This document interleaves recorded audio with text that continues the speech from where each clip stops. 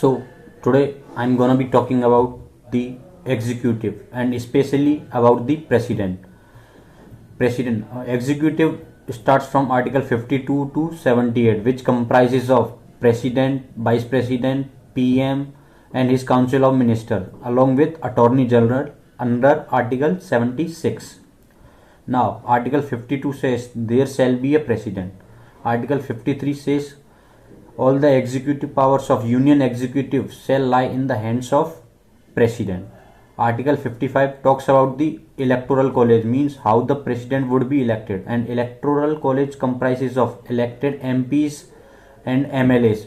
Now after 17th Amendment 1992, the MLAs of Delhi, Pondicherry and Jammu Kashmir, after 2019 Jammu Kashmir Reorganization Act, they have also been given the power to elect the president indirectly.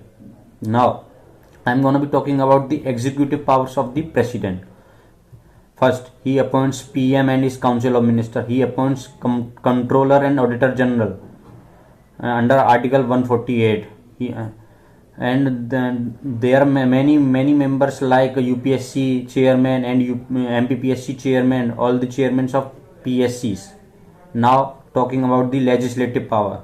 He can summon or prorogue the sessions of the parliament under Article 85, and Article 87 gives him the power special. He can call for a special address, means when there are two occasions when he can call for the special address. Firstly, when newly elected Lok Sabha is coming for the first session, and second for the first session of every financial year.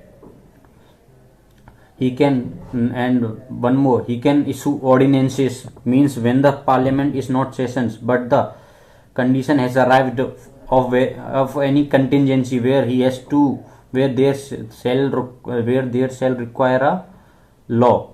So in order to execute that. Third, financial powers. No demand of grant can be issued without his permission. He constitute finance commission after every 5 years under Article 280. Now comes the military powers. He is the supreme commander of all the armed forces, and all the treaties and agreements are taken in his name only. Now comes about the pardoning powers, means he has the power to diminish the death sentence or life imprisonment of any person who has been convicted due to union law. Thank you.